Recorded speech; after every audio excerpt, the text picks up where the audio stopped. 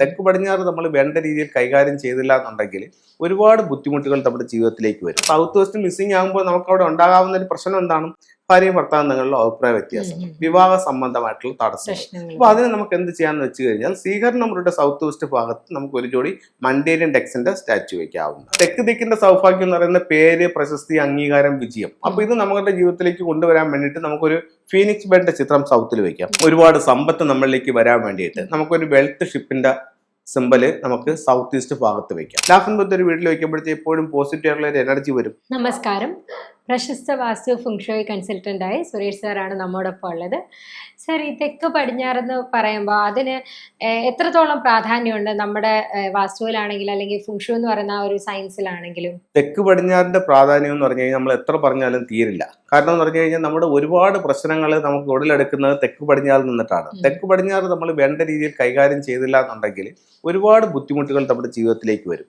ഇപ്പൊ നമ്മൾ തെക്ക് പടിഞ്ഞാറ് ഭാഗം തുറന്നു കിടക്കുകയാണെന്ന് കരുതുക, അല്ലെങ്കിൽ തെക്ക് പടിഞ്ഞാറ് ഭാഗത്ത് ഇപ്പൊ നമ്മളൊരു വീട്ടിൽ കൺസൾട്ട് ചെയ്യാനായിട്ട് പോകുമ്പോഴത്തേക്ക് അതിന്റെ 4 ചുറ്റും മതിലുകളൊന്നും ചെയ്തിട്ടില്ല. അങ്ങനെയാണെന്നുണ്ടെങ്കിൽ നമ്മൾ ആദ്യം പറയും, നിങ്ങൾ ഇതിന്റെ 4 സൈഡിൽ ഒരു മതിൽ കെട്ടി നിങ്ങളുടെ ഏരിയ തിരിക്കാൻ പറയും. അപ്പോൾ ഒരുപക്ഷെ അതിന് പൈസ ഇല്ലാത്തവരാണെന്നുണ്ടെങ്കിൽ, ഒന്നുമില്ലെന്നുണ്ടെങ്കിൽ നിങ്ങളൊരു കാര്യം ചെയ്യും, നിങ്ങളുടെ തെക്കും പടിഞ്ഞാറുമെങ്കിലും മറച്ചെടുക്കാൻ പറയും. കാരണം അവിടെ ഒരു എനർജി തങ്ങി നിൽക്കണം, എന്നാൽ മാത്രമേ വീട്ടിൽ പൈസ നിൽക്കത്തുള്ളൂ. അപ്പോൾ തെക്കും പടിഞ്ഞാറും അടഞ്ഞു നിൽക്കണം, വടക്കും കിഴക്കും തുറന്നു കിടക്കണം, തെക്കും പടിഞ്ഞാറും അടഞ്ഞു നിൽക്കണം. തുറന്നു കിടക്കണം എന്ന് പറഞ്ഞാൽ എങ്ങനെ? വടക്കും കിഴക്കും മതിൽ കെട്ടണ്ട എന്നല്ല, അപ്പോൾ ആ ഭാഗത്ത് നമുക്ക് എൻട്രൻസുകൾ ആകാം, വാതിലുകളോ ഗേറ്റുകളോ ഒക്കെ ആകാം. അപ്പൊ ആ രീതിയിൽ ചെയ്യണം. അപ്പൊ തെക്ക് പടിഞ്ഞാറ് അത്രത്തോളം അടഞ്ഞ് നിൽക്കണം. അതേപോലെ തന്നെ തെക്ക് പടിഞ്ഞാറ് ഭാഗത്ത് എന്ന് പറയുന്നത് ഉയർന്നു നിൽക്കണം. തെക്ക് പടിഞ്ഞാറ് ഭാഗം ഉയർന്നു നിൽക്കണം.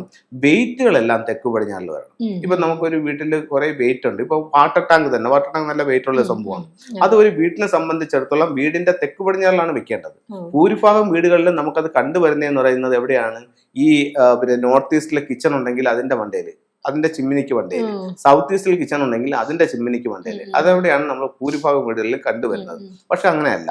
അത് ആ വീടിനെ സംബന്ധിച്ചിടത്തോളം വീടിന്റെ തെക്ക് പടിഞ്ഞാറ് ഭാഗത്തോടെ, അതായത് തെക്ക് പടിഞ്ഞാറ് ഭാഗം ഭൂമിയിലായാലും വീട്ടിലായാലും ഉയർന്ന് വെയിറ്റ് കയറി നിൽക്കണം.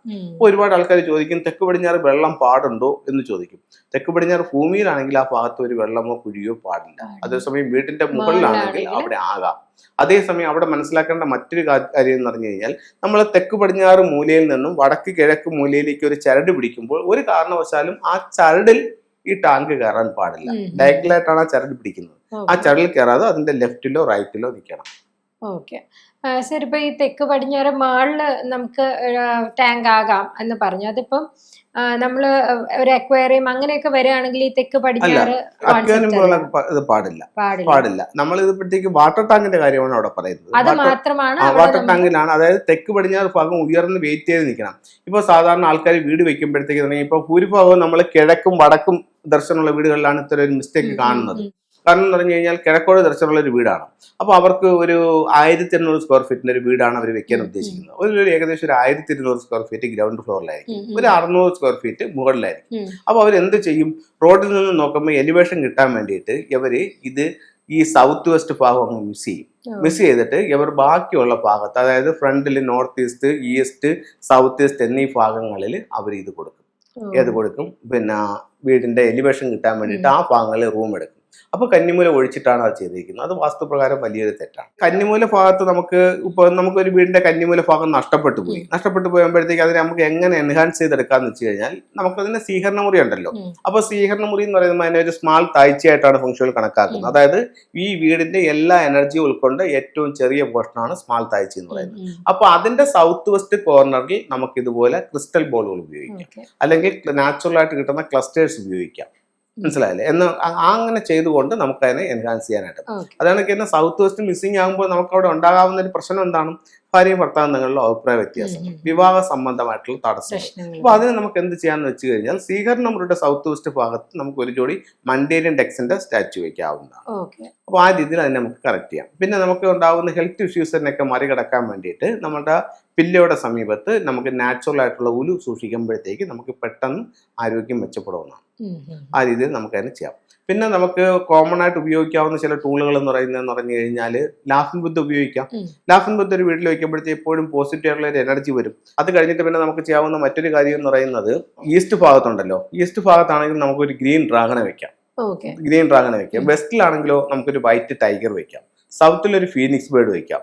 നോർത്തിൽ ഒരു പിന്നെ ടോർട്ടോയ്സിന്റെ ചിത്രവും വെക്കാം. അപ്പൊ ആ രീതിയിൽ നമുക്കിതിനെ കറക്റ്റ് ചെയ്തെടുക്കാനായിട്ട് സാധിക്കും. പലതരത്തിലുള്ള ടൂൾസുകൾ ഉപയോഗിച്ചുകൊണ്ട് ചെയ്തെടുക്കാനായിട്ട് സാധിക്കും. ഇപ്പൊ തെക്ക് ദിക്കിന്റെ സൗഭാഗ്യം എന്ന് പറയുന്ന പേര്, പ്രശസ്തി, അംഗീകാരം, വിജയം. അപ്പൊ ഇത് നമ്മുടെ ജീവിതത്തിലേക്ക് കൊണ്ടുവരാൻ വേണ്ടിയിട്ട് നമുക്കൊരു ഫീനിക്സ് ബേർഡിന്റെ ചിത്രം സൗത്തിൽ വെക്കാം.